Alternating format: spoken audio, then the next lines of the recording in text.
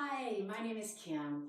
We are going to work on our yoga side lunge Skandasanas today. So if you are looking for extra flexibility in your sports or dance, or you're working on your splits, middle splits, this is a really good exercise to open up through the hips, through the groin, inner thigh, and maybe stretch through that outer thigh.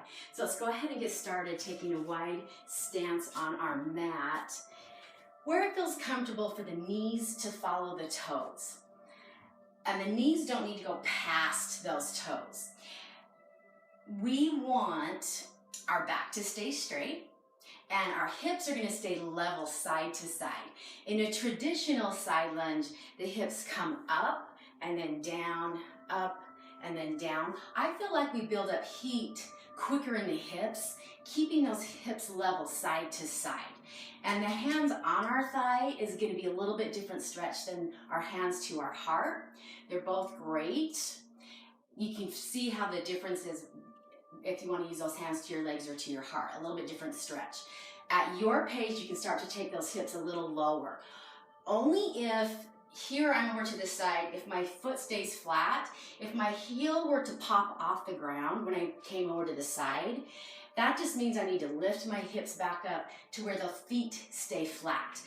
Because in that way, I'm not cheating myself out of a stretch. And then that way, it builds more flexibility in the ankle or the hamstrings or the hips. So at your pace, lower your hips to where those feet stay flat. And we can have our hands on the mat or back to the heart.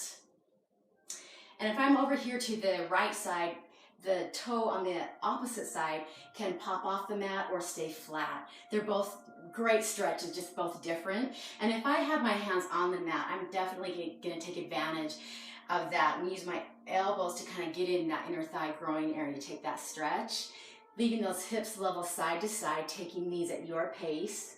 Again, here it's a little bit different stretch with the hands off the mat or on the mat. And just for fun, if you wanted to, we could take a seat. Then using the core, come back up to our Skandasana, scooch to the other side, take a seat, come back to our Skandasana. And those are some really good, that's some really good stretching for those hips, inner thigh, groin, ham, and outer thigh.